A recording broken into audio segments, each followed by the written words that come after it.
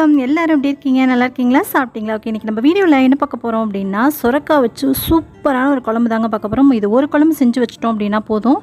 இட்லி, தோசை, சப்பாத்தி, சாதம் எல்லாத்துக்குமே அட்டகாசமான ஒரு ஃப்ளேவராக இருக்கும். சூப்பரான ஒரு காம்பினேஷனாக இருக்கும். வாங்க எப்படி செய்யுதுன்னு பார்க்கலாம். நான் காமிச்ச மாதிரி நீல சுரக்காய் நான் எடுத்திருக்கேன். நீங்கள் எது வேணாலும் எடுத்துக்கலாம் சுரக்காயில். அந்த சுரக்காயில் தோல்லாம் சீவிட்டு கட் பண்ணி எடுத்திருக்கேன். கூடவே பார்த்திங்கன்னா 100 கிராம் அளவுக்கு சின்ன வெங்காயமும் ஒரு சின்ன மீடியம் சைஸ் பல்லாரி வெங்காயமும் இது மாதிரி கொஞ்சம் பெரிய சைஸில் கட் பண்ணி எடுத்திருக்கேன்.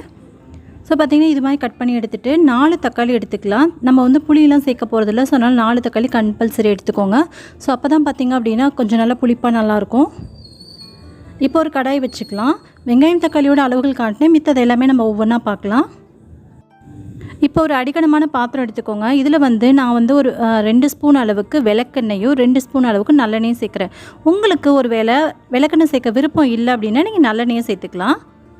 விளக்கெண்ணெய் சேர்க்கும்போது குழம்போட ஃப்ளேவரும் டேஸ்ட்டும் திக்னஸ் எல்லாமே வேறு மாதிரி இருக்கும், வேறு லெவலில் இருக்கும். கண்டிப்பாக ட்ரை பண்ணி பாருங்கள். விளக்கெண்ணெய் வந்து ஏதாவது ஒரு வழியில் நம்ம சேர்த்துட்டே இருக்கணும். அன்றாட லைஃப்பில் ஏதாவது ஒரு வகையில் சேர்த்துட்டோம் அப்படின்னா அது ரொம்பவே நல்லது. ஸோ பார்த்திங்கன்னா 1 ஸ்பூன் அளவுக்கு நான் வந்து சோம்பு சேர்த்துருக்கேன். கூடவே வந்து ஒரு ஸ்பூன் அளவுக்கு பெப்பர் சேர்த்துக்கலாம். சேர்த்துட்டு நம்ம எடுத்து வச்சுருக்கோம்ல வெங்காயம், அதை வந்து இது கூட சேர்த்துட்டு வதக்கி விட்டுக்கலாம். கொஞ்சமாக நிறம் மாற வரைக்கும் மட்டும் வதக்கி விடுங்க. ஓரளவுக்கு லைட்டாக அந்த கண்ணாடி பதம்னு சொல்லுவோம் இல்லையா, அந்த அளவுக்கு வந்துச்சு அப்படின்னா போதுமானது. அதுக்கப்புறமா இது கூட வந்து தக்காளி சேர்த்துடலாம். இது மாதிரி வந்ததுக்கப்புறம் தக்காளி வந்து நல்லா ஃபைனாக சாப் பண்ணிவிட்டு சேருங்க. அப்போ தான் ரொம்ப சீக்கிரமாக வதங்கும். பெருசாக சேர்த்துட்டோம் அப்படின்னா வதங்கிறதுக்கு ரொம்ப லேட் ஆகும். இது கூடவே பார்த்திங்கன்னா இந்த தக்காளி வெங்காயம் கொஞ்சம் ஈஸியாக சீக்கிரமாக வதங்கிறதுக்காக உப்பு சேர்க்குறோம். கூடவே இந்த குழம்புக்கு தேவையான அளவுக்கு உப்பையும் இது கூடவே சேர்த்துடலாம். முடிஞ்ச வரை கல்லுப்பு பயன்படுத்துங்க. தண்ணி சேர்த்து நம்ம செய்யக்கூடிய எல்லா பொருட்களுமே கல்லுப்பு பயன்படுத்துங்க. ஓகே, இப்போ வந்து ரொம்ப சீக்கிரமாக வதங்கிடும். இது நல்லா தக்காளி நல்லா சாஃப்டாக வதங்கினதுக்கப்புறமா பாருங்கள், இது போல் நல்லா சாஃப்டாக வதங்கணும். வதங்கினதுக்கப்புறமா இது கூட வந்து ஒரு 2 ஸ்பூன் அளவுக்கு ஜிஞ்சர் கார்லிக் பேஸ்ட், இஞ்சி பூண்டு பேஸ்ட் வந்து நான் இது கூட சேர்த்துக்கிறேன். சேர்த்துட்டு இதோடைய பச்சை வாசனை போகிற வரைக்கும் வதக்கிக்கலாம். ரொம்ப நேரம் ஆகாது, ஒரு 5 நிமிஷம் நீங்கள் வதக்குனிங்கன்னா போதுமானது. இப்போ இது கூட காரத்துக்கு ஏற்ப வரமிளகாய் சேர்த்துக்கோங்க. இந்த மிளகாய் கொஞ்சம் காரமாக இருக்கும்னா நான் 4 மிளகாய் சேர்த்துருக்கேன். உங்களுக்கு தேவையான அளவுக்கு காரத்துக்கு தேவை சேர்த்துக்கோங்க. கூடவே மல்லித்தூள் வந்து 1 ஸ்பூன் அளவுக்கு மல்லித்தூள் சேர்த்துருக்கேன்.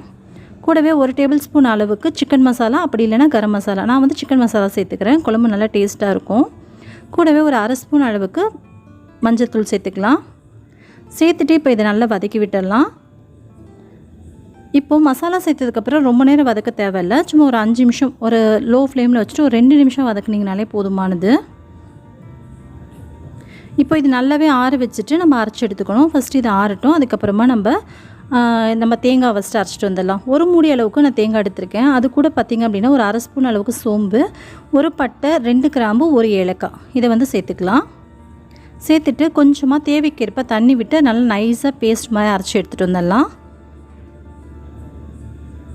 இப்போது நல்லா நைஸாக திக்கான பேஸ்ட்டாக நான் அரைச்சி எடுத்துகிட்டு வந்துட்டேன். இதை அப்படியே உரமாக வச்சுக்கோங்க. கூடவே பார்த்திங்கன்னா நம்ம ஆல்ரெடி வந்து ஆற வச்சுருந்தோம்ல, அதையும் மிக்ஸி ஜாருக்கு மாற்றிட்டு நல்லா அரைச்சி எடுத்தாச்சு. இப்போ ஒரு குக்கர் எடுத்துக்கலாம். குக்கரில் வந்து 2 ஸ்பூன் அளவுக்கு ஆயில் சேர்த்துக்கலாம். ஆயில் சேர்த்துட்டு ஆயில் சூடானதுக்கப்புறமா ஒரு சின்ன துண்டு பட்டை, 2 கிராம்பு, ஒரு ஏலக்காய் சேர்த்துக்கலாம்.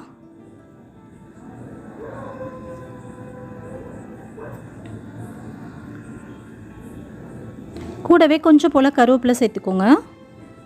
சேர்த்துட்டு நம்ம ஆல்ரெடி எடுத்து வச்சுருக்கோம்ல நறுக்கி சுரக்காய், அதை வந்து சேர்த்துட்டு ஒரு 5 நிமிஷம் போல் லோ ஃப்ளேமில் வச்சு வதக்கி விட்டுக்கோங்க.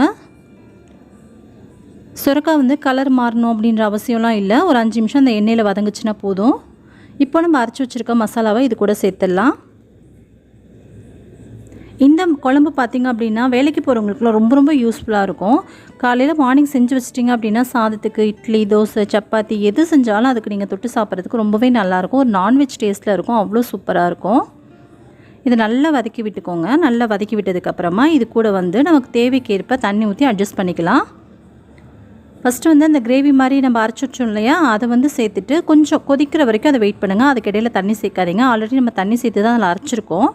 அதுக்கப்புறமா கொஞ்சம் கொதி வந்ததுக்கப்புறமா இதில் வந்துட்டு தண்ணி அலசி ஊற்றிட்டு சேர்த்துக்கலாம். இப்போ தேவைக்கேற்ப தண்ணி சேர்த்துக்கோங்க. கூடவே நம்ம அரைச்சி வச்சுருக்க தேங்காவையும் இது கூடவே சேர்த்துடலாம். மிக்ஸி ஜார்லாம் கழுவிட்டு நான் தண்ணியோடு சேர்த்து தான் வச்சுருந்தேன். இப்போ நல்லா வந்து தண்ணி ஊற்றி அலசிட்டு இது கூட சேர்த்துக்கோங்க.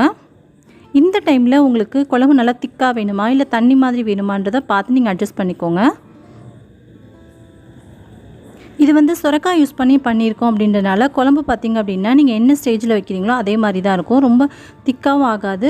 அதே மாதிரி நீங்கள் வச்சுருக்க மாதிரியே தான், நீங்கள் நம்ம என்ன ஸ்டேஜில் நம்ம கலந்து வைக்கிறோமோ கொதிச்சதுக்கப்புறம் நமக்கு இதே மாதிரி தான் இருக்கும். இப்போது குக்கர் போட்டு விசில் விட்டுடலாம். நீங்கள் சுரக்காய்க்கு பதிலாக முருங்கைக்காய், கத்திரிக்காய் அது மாதிரி வேறு காய்கறிகள் கூட பயன்படுத்திக்கலாம். ஆனால் சுரக்காயில் செய்யும்போது ரொம்ப ரொம்ப டேஸ்ட்டு ரொம்ப அட்டகாசமாக இருக்கும். அப்படியே மட்டன் குழம்பு டேஸ்ட்டில் இருக்கும்.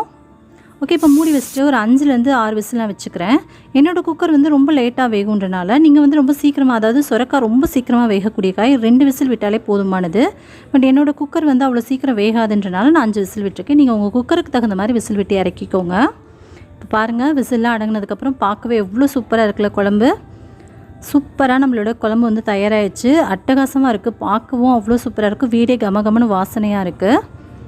இப்போ இந்த குழம்பை வந்துட்டு ஸ்டவ் ஆன் பண்ணிவிட்டு ஒரு 5 நிமிஷம் போல் நல்லா கொதிக்க விட்டுட்டு இதில் வந்து மல்லித்தலை தூவி நம்ம இறக்கிட வேண்டியதான். இப்போ நம்ம கொதிக்க வச்சு இறக்கணும் அப்படின்னா தான் அதில் உள்ள அந்த மசாலா தூளுடைய ஸ்மெல்லாம் வெளியில் போகும். ஃபைனலாக நம்ம வந்து மல்லித்தலை தூவிட்டு அப்படியே நம்ம அடுப்பு ஆஃப் பண்ணிட வேண்டியதான். நல்லா சூப்பரான கமகமன்னு சுரக்காய் குழம்பு ரெடி ஆயாச்சு. கண்டிப்பாக நீங்களும் ட்ரை பண்ணி பாருங்கள். சுரக்காய் வச்சு ட்ரை பண்ணி பாருங்கள், ரொம்ப நல்லாயிருக்கும். எங்கள் வீட்டில் அடிக்கடி செய்யக்கூடிய குழம்பு அப்படின்னா இதுவும் ஒன்று. அவ்வளோதான், நம்மளுடைய சூப்பரான குழம்பு வந்து தயாராகிடுச்சு. கண்டிப்பாக நீங்களும் ட்ரை பண்ணி பார்த்துட்டு எப்படி இருந்துச்சுன்றதை கீழே கமெண்ட் பண்ணுங்கள். உங்களுக்கு இந்த வீடியோ பிடிச்சிருந்தா வீடியோக்கு ஒரு லைக் கொடுங்க. மறக்காமல் நம்ம சேனலை சப்ஸ்கிரைப் பண்ணிக்கோங்க. கூடவே ஒரு பெல் ஐகானை கிளிக் பண்ணிட்டு ஆல் அப்படின்ற ஆப்ஷனையும் கிளிக் பண்ணிடுங்க. ஸோ நான் போடக்கூடிய வீடியோஸில் உங்களுக்கு உடனே நோட்டிஃபிகேஷன் வந்து சரி நீங்களும் மிஸ் பண்ணாமல் பார்க்கலாம். உங்களை இன்னொரு வீடியோவில் மீட் பண்ணுறேன். Bye, thank you.